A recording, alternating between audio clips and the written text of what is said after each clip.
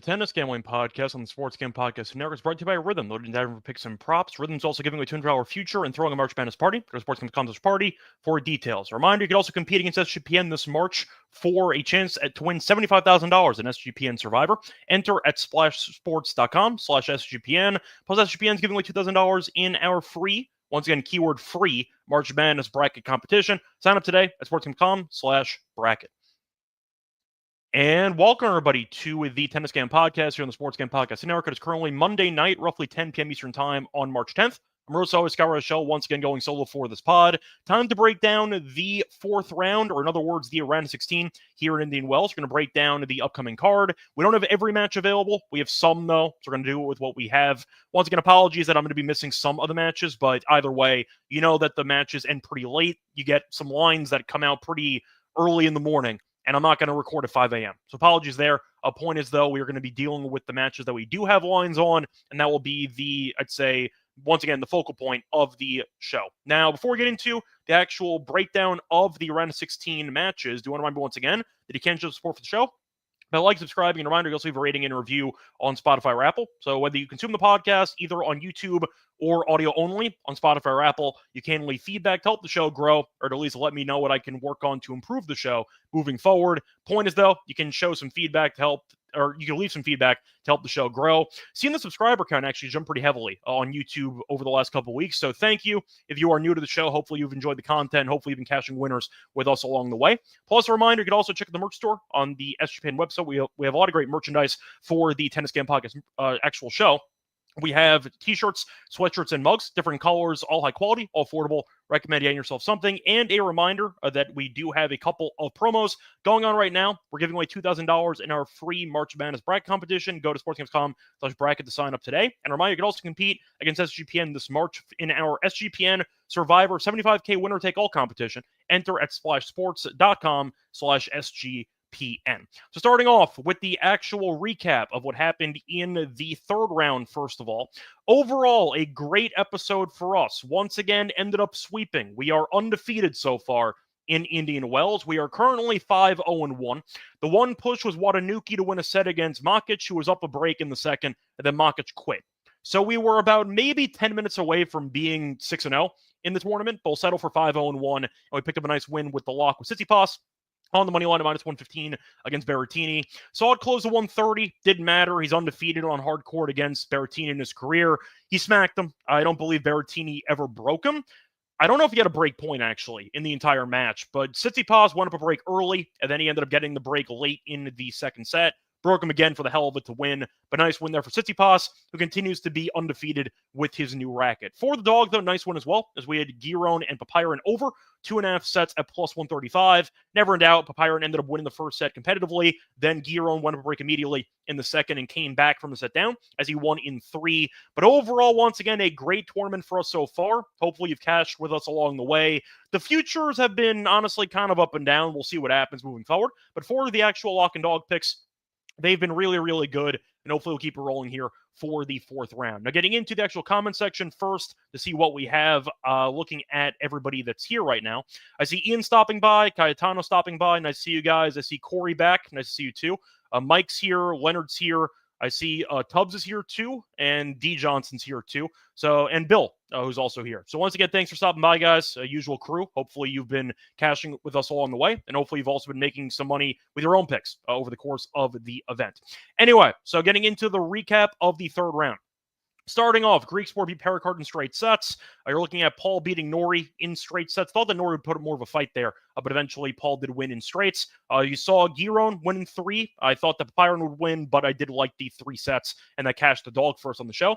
Tsitsipas did win. You had Mickelson, who showed up in spirit because he ended up having an illness. I think he served underhand on the first point of the match, was down 2-0 and said, "Why am I here?" And he ended up quitting, as Medvedev did win in, once again, early retirement. Rune, we thought would actually beat Humbert in 3. We called that to a T, as that was a phenomenal match, and Rune did outlast him 7-5 in the third. Fees we thought would beat Musetti in 3. That worked out too, as he was down a set and came back and won in 3. And we thought Watanuki would give Tiafoe a run for his money, and we were right, as you saw Watanuki win in straight sets. Tiafoe, I feel like, once again, I'm just going to put it this way. If you're still betting on Tiafoe in 2025, you might need an intervention. Like, have some people sit you down. You get some coffee, you get some people that get to talk nicely about you, or at least tell you that you have a problem, because you should not be betting Tiafoe at this point. I feel like, once again, I've kind of hammered home this point for years. I just think he's an idiot. Like, I feel like it's really not a hot take either. I think he's one of the biggest clowns on the entire tour. And Tiafoe, I said entering the last match that he had against Azumar, he forgot his racket. So naturally, he shows up for the match against Watanuki, and he pretends that he does not have his racket again. So he opens up the bag again. He starts messing around, pretending that he doesn't have his racket. And the chair umpire starts panicking, going did you forget your racket again? And Tiafoe pulls out the racket to kind of make a joke out of it. And I'll tell you what, the jokes are a lot funnier when you actually win matches, as opposed to being kind of just I'd say a sideshow. And I feel like Tiafoe's more interested in being a goofball than actually winning matches. And that's kind of why I don't actually trust him ever to come through. But Tiafoe, going through the whole performance of, I'm going to make a joke out of this and let's see what happens, just to lose in straight sets, is pretty funny. And the fact that he was up a break on 2 separate occasions in the second set just to choke it really just hammered home the point. But Tiafoe, once again, if you're betting on Tiafoe, seek help. That's the advice I'd give you. He's not worth it. Even if he wins, it's not worth the stress. It's not worth the actual, I'd say, mental anguish he's going to put you through. Tiafoe, I'll tell you what, my life's a lot more peaceful ever since I stopped betting on him, and I feel pretty good about it. Now, for example, you can make jokes and kind of mess around if you actually win matches and if you win people money. For example, Tsitsipas. Tsitsipas has been known over the years, when he was struggling, to post really dumb stuff on Twitter about pizza and random nonsense. Those jokes look really dumb when you're losing, but when you win Dubai and you win a couple rounds in Indian Wells and you win a couple locks on the show, suddenly your jokes are funnier because you're actually making us money. But Tiafoe is just an absolute clown. And if you're betting on Tiafoe, once again, you might want to see some help, or maybe ask your bookie or your actual legal book to ban you from betting on Tiafoe. Just a thought. Just something to point out there. I know Tiafoe has the talent to make some runs because he made the U.S. Open semifinals twice, but damn, he's really just an absolute clown. And I've been trying to warn people about it for years. Anyway, time to move on to the other matches to talk about. That wraps it up for the matches on Sunday. Moving on to the matches on, was that the matches for... no, okay, sorry, my bad. So moving on to the matches that were today, and once again, not all of them are finished. Alcaraz is currently kicking Chapo's ass, but that match is not over yet. Saw Cerundolo beat Dzanchov in straight sets. You saw Draper beat Brooksby, was down a ton early, then came back and won in straight sets. Hurkacz didn't show up at all. Dimenauer killed him, 6-4, 6-0. Fritz lost a set to Tabilo, then 1-3. You saw Nakashima beat Arnaldi in straight sets. You saw Shelton beat Kashanov in straight sets, and Alcaraz just went up a break in the second set, en route to probably winning in straight sets against Chapo. So you have a great match later on today, though, between Dimitrov and Monfils. So we'll see what happens there. Point is, though, for the actual round, apologies once again, we cannot break down any of the matches that happened on Monday because the lines weren't out yet. So apologies that we had to only focus on one day. But either way, point is we did end up winning the lock and dog, so it could be worse, and we're looking forward to the next round. Anyway, before we get into the actual breakdown of the round of 16, I want to remind you once again that we are brought to you by EdgeBoost because they are the premier debit card for bettors. An EdgeBoost card allows the ability to avoid being hassled at the sportsbook, DFS sites, which is get racetrack casino by having your card denied. That will not happen with this card. And remind you can also earn $75 per month in cashback rewards by using the card. Your money is also safe if the card's FDIC insured. And best part, no credit checks. It's completely free. Sign up today, though. Use the code SGPN to get better cashback rewards and into your status. Once again, EdgeBoost bet promo code SGPN. We're also brought to you by MyBookie. MyBookie is the place to bet on every sport. They have props in every game. They also accept customers from ton of locations, and you use crypto for easy deposits and lightning fast payouts. Pause, head to mybookie.ag with the promo code SGPN when you sign up for 100% deposit match up to $1K. And a reminder, that's mybookie.ag, promo code SGPN for 100% deposit match up to $1,000. Welcome back, everyone, to the Tennis Game Podcast. Finish recapping the third round. Time to move on into the fourth round. Starting off with the first match on the actual card. Going to go with Griekspoor against Watanuki for this one. Now, for this one, Griekspoor is decent favorite. Griekspoor is around minus 220. You have Watanuki at plus 190. The spread here is a minus 2.5 for Griekspoor, plus 2.5 for Watanuki. For the actual set spread here, you have Griekspoor in straight sets at plus 130. Watanuki to win ace sets minus 160. The over 2.5 sets is around plus 130.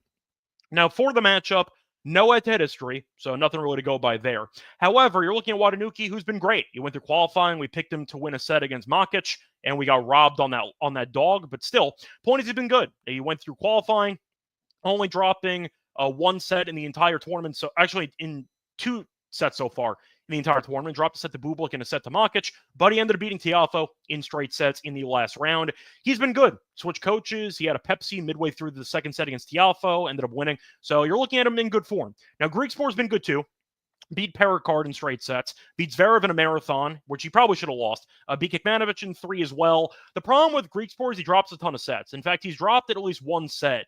And I want to pull this up. So excluding the last match, he has dropped at least one set in, 7 straight matches, I believe. So 7 of the last 8 he's dropped a set. So based on this matchup, I like the over in this one. I think that Griekspoor is a good server, not great returner, but I think that Watanuki can keep this extremely interesting based on current form. So give me the over in this one.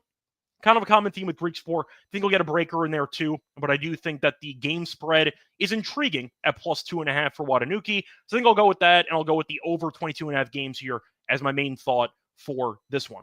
Moving on to the next match we're going to talk about, matchup between Rune and Tsitsipas, which is one of the best matches of the entire round.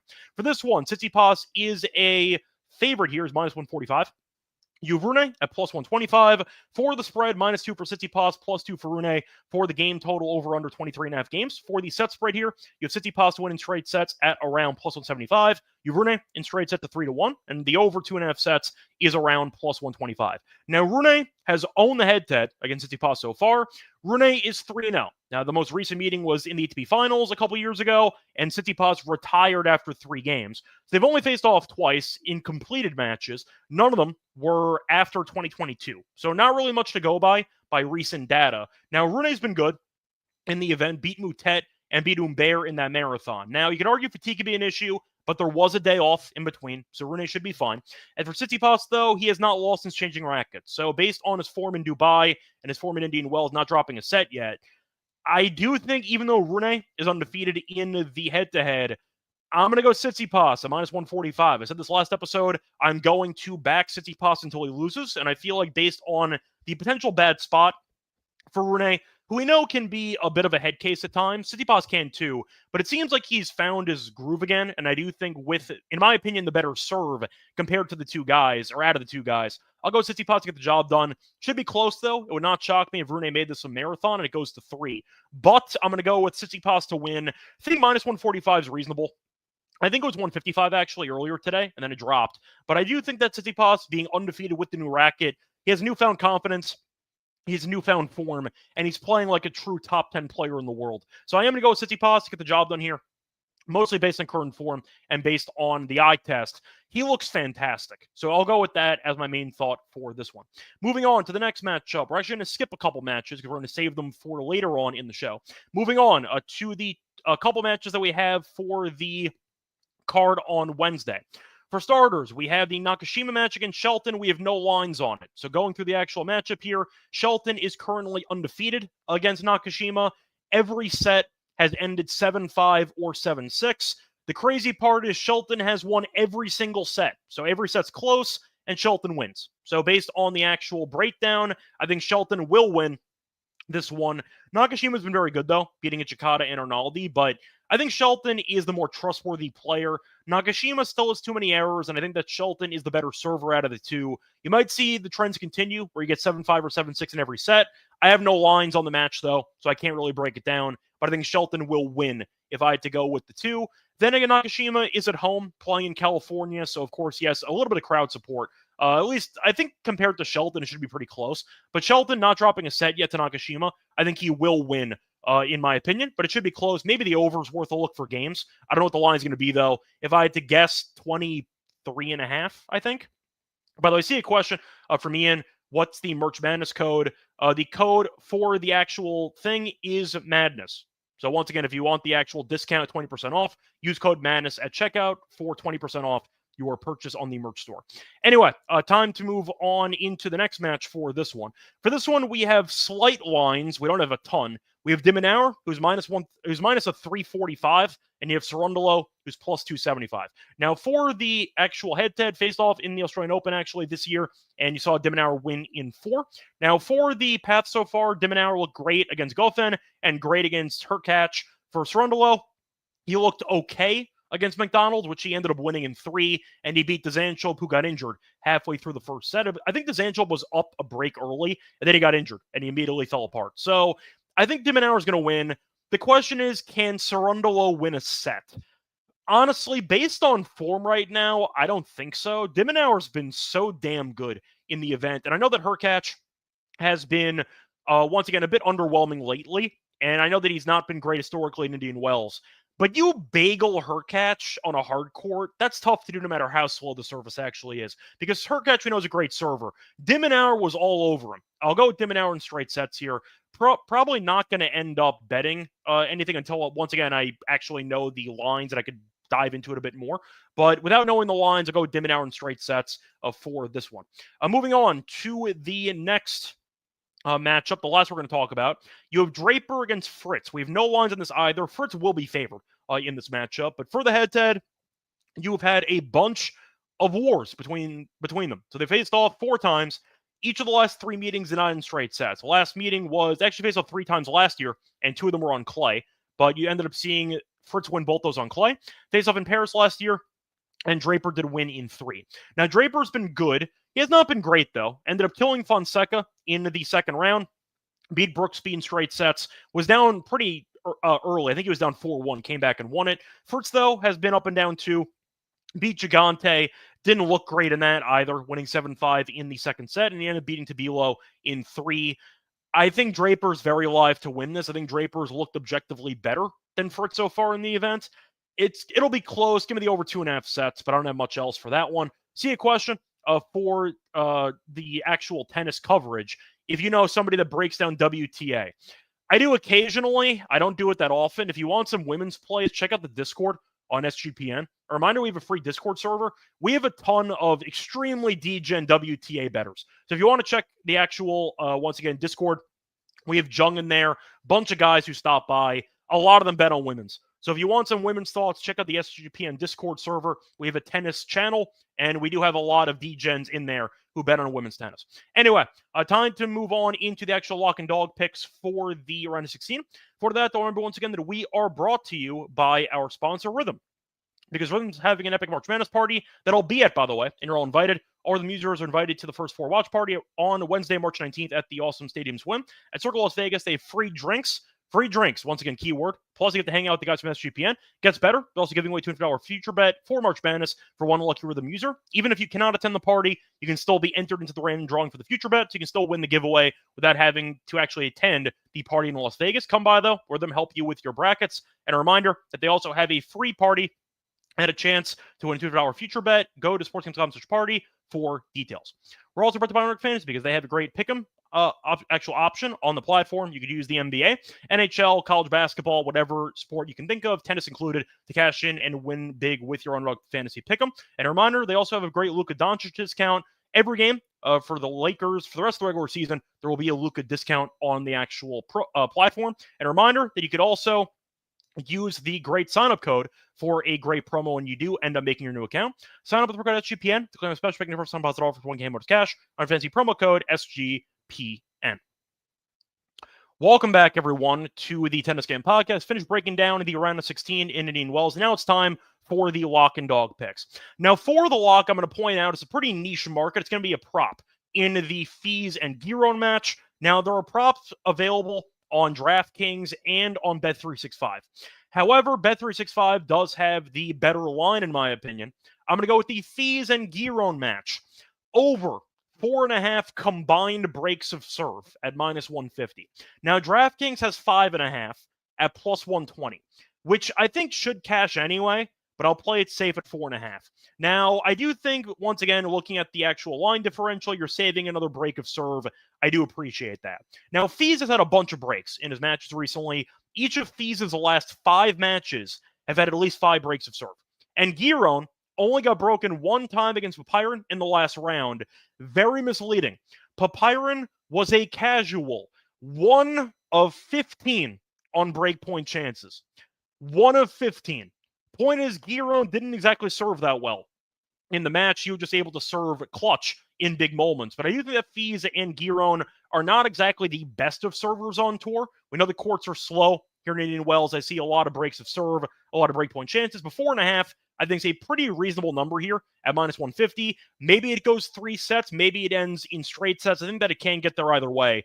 If it goes 3 sets, I feel really, really good about this cashing. So I'll go with the over 4.5 breaks as my lock here at minus 150. If you can only get 5.5 on DraftKings, I don't hate it, but I would tread lightly on it. I like 4.5 a lot more than 5.5. Moving on to the dog, I'm going to go to the Paul and Medvedev match. For this one, I'll go with Tommy Paul to win the first set at plus 105.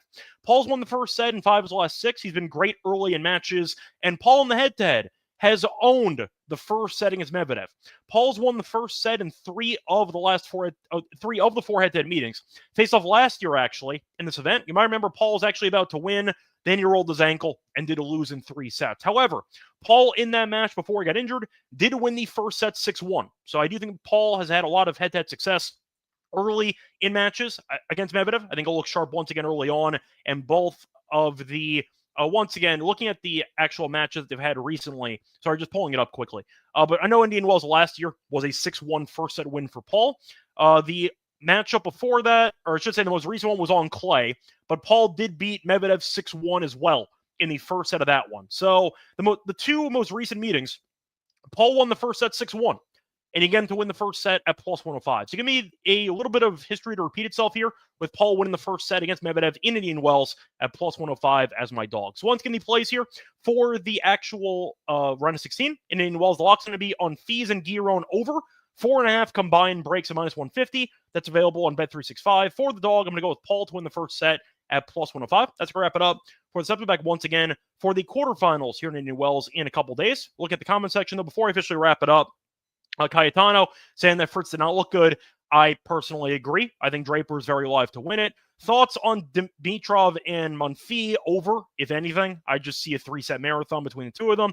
If I had to guess, I think that it'll be a fun matchup. We're rooting for Monfils. We have him at 40-1 to win the quarter. But I think that it's going to be a close matchup.